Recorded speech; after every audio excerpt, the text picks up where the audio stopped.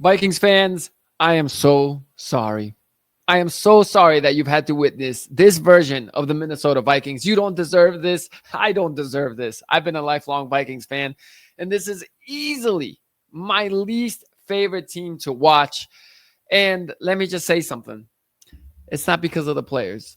It is not because of the players. I truly believe at this point, after watching this kind of disaster back to back to back to back to back weeks, that these players are just put in positions to fail. And it's just incredibly frustrating. And I'm sure you feel it too. I have never done a quicker 180 on a player or a coach, in this case, a coach, than I have with Kevin O'Connell. I'm fed up with the soft style of football that this team plays with. I am fed up with the soft style of talking to the media, communicating that we see week in and week out. We're going to see it, I'm sure, today. I haven't even watched the post-game presser yet. I guarantee you it's more of the same. Proud of our resiliency. It's unacceptable that our offense, has 0 points. You got a young quarterback. BS. If I cuss, I'm sorry. But I am just so frustrated in watching this team. And let me just get to the biggest point that I'm going to point out right here. Okay? This box score right here.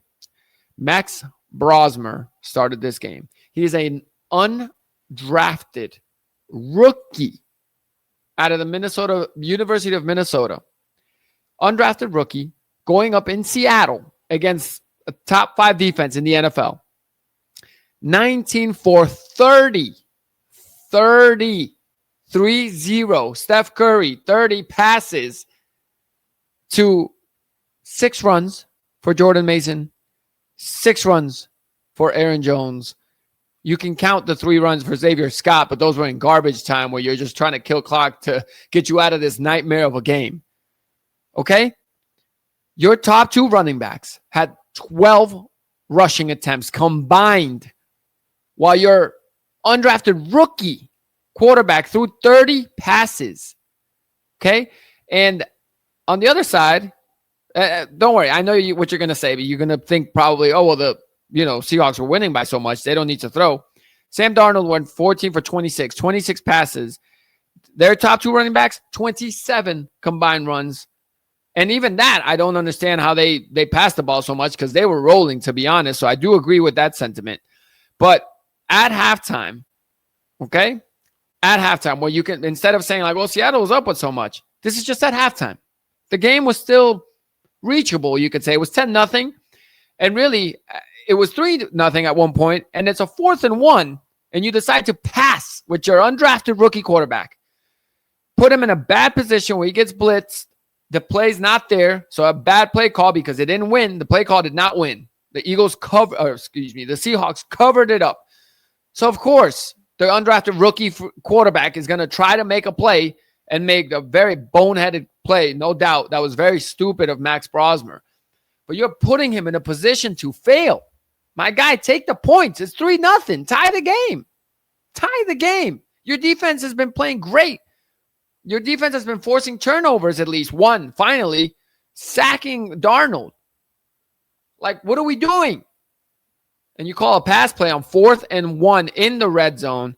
Brosmer obviously tries to make something out of nothing, and he should have just taken nothing. But it's not his fault. I'm sorry. Yeah, you can blame him a little bit for that play, but he's put in a position to fail. You can't blame a 10-year-old child for crashing your Lamborghini. Don't let him drive it. Don't put him in that situation. And so again, halftime, right? And this pick 6 happened right before the half. 6 runs total. 6 rushing attempts. That was it for the Vikings. And Brosmer had 15 passes. What are we doing? What are we doing? Oh my God. Kevin O'Connell is a great coach when he has a passing game, a quarterback that has played in the league, and you don't have to, I should say, baby or help or mold or whatever you want to call it. And you can just sit back there and sling it. You know who'd be great with? Jameis Winston, maybe. But, dude, you are raising a child, essentially, and you're letting them do all the adult things that they are not ready for. It's the same thing with McCarthy, and it's the same thing with Brosmer, and we've seen it now week in, week out. If there's a silver lining, Vikings fans, maybe this is what it took for some of y'all that were hating on J.J. McCarthy to realize, you know what? Maybe it's not McCarthy. I mean, I'm sorry. We've had no offensive success really with McCarthy, Carson Wentz, and Max Brosmer. Like 3 quarterbacks already. And you want to talk about QB whisperer? Let me tell you something. He was a QB whisperer for a couple games with Josh Dobbs, but then Josh Dobbs came back down to earth once the defenses kind of figured out what he was running. There is no adjustments by Kevin O'Connell. It's just his offense. This is how it runs. It's going to be 20 yards, routes, curl routes or whatever to Jefferson, 15-yarders, and that's it. There's no quick slants. There's no successful screen game. Nothing. There's no adjustment. And I can go on and on, but I'm going to try to obviously not be talking on here for forever, but extremely frustrating. It's the coaching that I can't stand. I know that he just got an extension, but to the Will family, I think you need to move on. I think you need to let Kevin O'Connell go. Thank you for your time. It was fun when it lasted, because it ain't lasting no more. See you later. Good luck. The best part about it is, yes, they did just give him an extension, but chances are desperate teams who will be looking for new coaches will give Kevin O'Connell another shot. So some of that money that you still owe him, the other teams can pick up some of that tab. And honestly, with how soft this team is, how they've handled injuries, how they've been in London and said J.J. McCarthy's not going to practice because of inclement weather. Oh, Christian Darrisaw, sure, you could be on a pitch count. You let us know when you're good. No. If you're not good and you're not going to play, then sit your ass on the sideline. Like, if you're injured, I respect that. You're injured, okay, but don't half-ass it. I don't know that situation behind the scenes, but if he's going to keep himself on the pitch count, like what it seemed like early in the season, again, there's a lot of stuff behind closed doors that we don't know. But this offensive line, man, like, what are we doing? Chris Cooper, O-line, coach? Buddy, this O-line, you guys invested $100 million in to be good. By week 4, if they were not good, that's it, brother. See you later. Like, have some balls, Kevin O'Connell. Make changes. Like, what are we doing? It's insanity. It's just the same thing every single week. And the offensive line, when has it been good with Chris Cooper as the O-line coach? You invested $100 million. Sure, finally, okay, you can say, oh, last week was the first time they've all been healthy. Well, they sucked when they were all healthy. That O-line did not do a good job last week in Green Bay. Okay, Will Fries has been a disaster so far. And I don't know if it's him or the coaching he's getting. So I don't know, but the fact that we're not making changes is the most frustrating thing. It's just Kevin O'Connell's going to sit there at the press conference and talk about we got to hold ourselves accountable, look in the mirror. Yeah, well, sometimes it's not just about holding someone accountable. Sometimes you need to fire them and make changes. Again, I guess it took Ed Donatel, defensive coordinator, years ago to finally make a change because that defense was so atrocious. And you could see that coming from weeks before the playoffs that defense was not Super Bowl worthy. And like I said, at this point, honestly, I wouldn't mind giving Brian Flores his head coaching chance with the Vikings. We need someone that's going to say something. We need someone that's going to smash a chair in the locker room. We need someone that's going to challenge these guys to be like, are you really committed? Because if you are, you play hurt. J.J. McCarthy seems like a guy that would play hurt. I mean, I don't know. I don't know how the concussion stuff works as well. I know he's self-reported. And I guess that's a good thing too. Because at the same time, I'm just saying, like, this culture that the Vikings have built of guys being able, when TJ Hawkinson sat out at camp because of an ear infection, I want a coach that's going to call that out. Obviously, they got to be careful. It's medical, and you can't really say too much about it. But you can make little subtle hints to say, you know what? We're here at training camp busting our butts, and I love the guys that are out here dealing with minor injuries or uncomfortable, bangs here and there and still practicing. Because Hawkinson, you're over there holding in to get paid. And that's a bad attitude, in my opinion. And yes, I don't want a coach that's just politically correct. No, I don't. I want one that's going to be brutally honest. I want one that today's going to sit there and say, you know what? I'm embarrassed that we put up 0 points when our defense busted their ass in that first half and played really good. Brian Flores did a hell of a job, and I did not. That's you holding yourself accountable. Not the same spiel you give us every week. Again, I can't believe that. Max Brosmer, 30 passes. I mean, I don't even know this stat line, but I'm going to look at Cleveland right now. Shedeur Sanders. Many people thought he should have been a top 5 pick in the draft. He ended up being a 5th rounder. So still, you could say more well-deserving to be a starter than Max Brosmer. He had 25 passing attempts today in the game where they lost 26-8. Quinshon Judkins had 23 carries. Basically 1-to-1 ratio, just a one running back. I mean, there's a couple other rushes sprinkled here and there. Ultimately, more rushing attempts than passing attempts. Why? Because you got a young quarterback. And if you watch that game, watch it. Watch it back. If you watch that game, look at some of the box score. I mean, it's run, a screen pass, a run, a screen pass. Like, it's easy stuff. And yes, there's a lot of 3 and out, but they are counting on their defense to give them a chance. And yeah, they lost today. But this year was about developing McCarthy. And from a guy whose quote was, quote, I believe the organizations fail young quarterbacks before young quarterbacks fail organizations. Well, you are that organization right now, buddy. You are that organization that is failing the young quarterbacks, because that's 2 of them already with Max Brosmer and J.J. McCarthy. McCarthy had a game earlier this year where I believe he had almost 40 passing attempts. What are you doing? He's got less than 10 NFL starts, man. Like, it's just embarrassing that the incompetency from a coach that we were so prepared to be like, all right, he's so competent that he's going to set this kid up for success. And I mean, maybe it's because of what the expectations of winning, but right now you are doing neither. You are not A, prepping McCarthy for future success, nor B, are you winning. Like, I'd rather see McCarthy just have a 10 for 14 passing, 140 yards throwing, 1 touchdown, 1 interception, sprinkle it in there. And, you know, you lose the game 17-13. But at least you are developing him the right way and not causing disaster.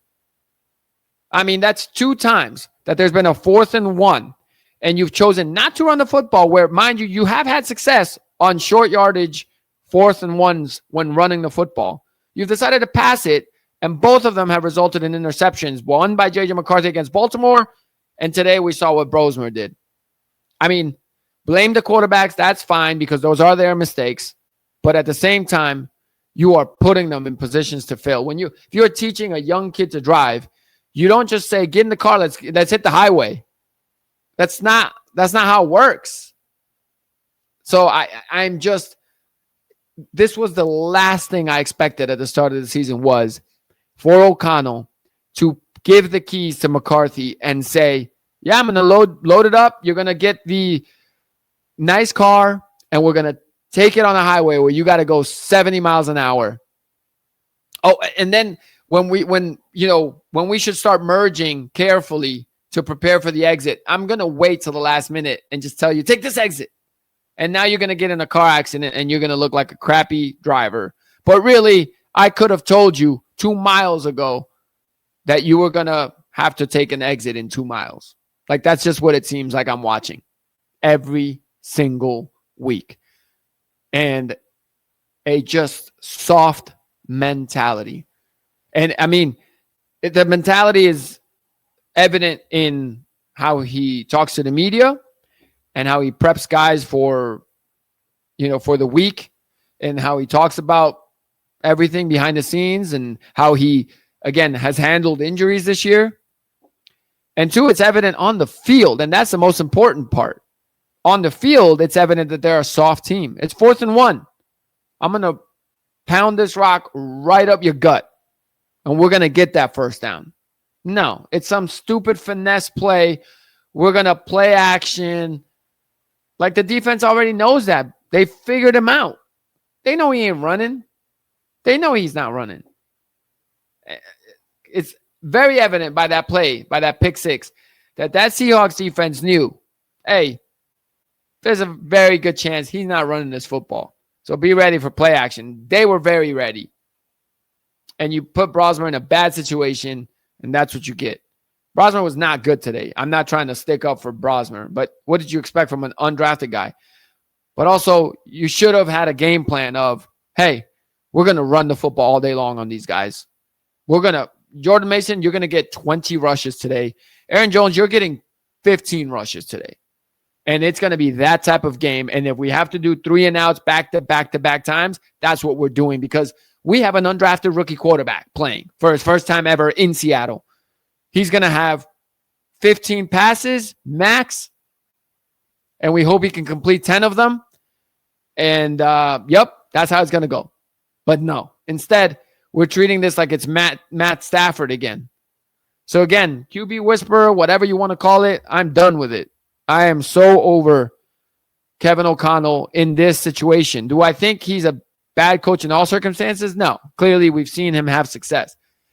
But I also think he needs to be in a situation where you have a veteran quarterback or a guy who's been in the league who has driven the car before. Because if he doesn't have that, I don't think he knows how to slow it down. I don't think he knows how to change. And that is a big problem. Like I said, for me, you know what? Honestly, I'm cool with letting him go. Give Brian Flores a shot at head coach. Different mindset, different attitude. The locker room seems to love that guy. And hire Brian Daboll as your offensive coordinator, or Mike McDaniel as your offensive coordinator. You know, Daboll would be preferred because obviously the experience with Josh Allen. And let him ride with McCarthy, and they can grow, and he can help grow McCarthy. I still believe in JJ McCarthy. I just clearly by today, to me, this is all the evidence I needed that O'Connell does not know how to navigate having a young quarterback. As much talk as he had in that conference, clearly it's for nothing because he ain't got it like that. And it's incredibly frustrating. Dallas Turner showed up. At least he played well. But yeah, Kevin O'Connell, Kwesi, y'all, Kwesi was my biggest candidate for he's got to go because his drafting sucks. But at this point, man, I think Kevin O'Connell got to go. I don't know how you move forward with him. I think if you continue with him, Jefferson's gone too because he's going to request a trade real soon. Can you blame him at this point? You know, if the Vikings have a coaching change and he still requests a trade, then I will blame him. I'll have a problem because I like loyalty and I like loyal guys to their team and their teammates and their franchise. But if Kevin O'Connell is back, how can you feel good about that if you're Jefferson, knowing that next year with the disaster that this has been, it's not like you can expect McCarthy to suddenly next year be great. I think he almost has regressed this year with the way, like, again, use that car analogy. You give the keys to a 12-year-old or whatever, 16-year-old who's just learning how to drive. You tell him, get on the highway, and he has a bad wreck. You don't think he's going to be scared to drive now? Like, that's not the way you teach someone. So I don't know what O'Connell was expecting. And, I mean, last time I had this, rant about the Vikings, I talked about why didn't we not play McCarthy in preseason if you saw this footwork and all this? Like, you keep blaming the quarterback. Like, okay, if his footwork's so bad, play him in the preseason. If his footwork's so bad, don't make him throw over 30 times a game. How about that? Play a different style of football. Boring football wins. And I truly believe that sometimes, even if it's losing with boring football, it's going to win in the end by developing a quarterback and teaching him good habits. You can't put him on the highway. And that's what they've done. So good luck trying to hopefully McCarthy, I think, is a tough kid. So I think he'll definitely somehow, be able to kind of brush this off, hopefully. And if there is a coaching change, they can just start fresh with him. But how can you have confidence if you're McCarthy after being put in these situations to get in car wrecks over and over and over again? And then obviously be blamed by Vikings fans who maybe don't watch the game or just check the box score and see like, oh, he threw 2 picks today. Terrible. Watch the games. It's terrible flow. The offense is just bad. Again, like it just doesn't make any sense. It's just really, really frustrating to see this. again, it's just I don't understand what they're doing. And I think it starts with Kevin O'Connell, man. And obviously, at this point, they get a good top 10 pick in the draft. Do we trust Kwesi to make that pick? I don't. That's the scary part. What do you do? What do you do? So I think there needs to be a whole regime change. It's a disaster right now for the Vikings. And the only silver lining would be, I think, if you can just freshen it up with a new face, like a head coach, a new GM to maybe draft better. You have 10 picks right now stashed away for this draft currently. If you can get 5 of those to be solid players, including hopefully a stud with the first rounder that should be a top 10 pick, Dallas Turner develops, maybe McCarthy actually with maybe a Brian Daboll, someone like that, actually can find his footing. And even if next year is just a, 8-9, 9-8 season, but McCarthy shows that he can be your guy. All right. Now you enter a 2-year window while he's still on his rookie deal. And you hope that the draftees from the hopefully better GM develop. But that's the only silver lining I can think of. Otherwise,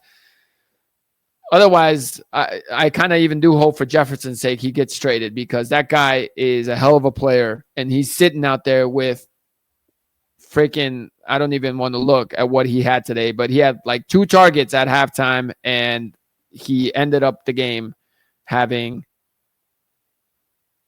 2 catches for 4 yards.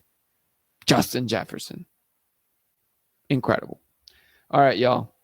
Comment. Let me know if you agree, disagree. Follow the channel. Tomorrow I'll pop back on and have a full recap of the week that was. But again, my biggest takeaway is just you can't have an undrafted rookie quarterback throwing 30 times a game while you have 15 rushes. That's a 2-to-1 pass to run ratio with an undrafted rookie quarterback. That is just disaster. Disaster.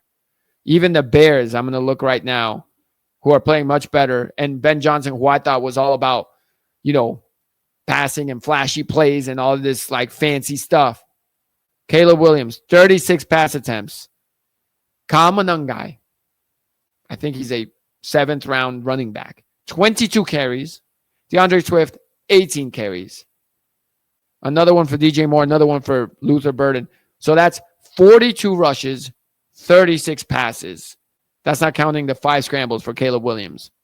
So technically 47 rushes, 36 pass attempts. Okay? Jeez, dude. Frustrating. I don't know what to tell you guys. I'm so frustrated. But Vikings fans, help me out. Comment below. Hopefully we can get in the comments and talk about this lost, wasted season. I don't know, guys. Help me. So sad. Hopefully at least McCarthy can. I don't even know if I want him to play and keep doing the same thing. I don't think it's changing. I don't think anything's changing. I don't know what to say. Just take me to the offseason, please. All right, y'all. Enjoy the rest of your weekend.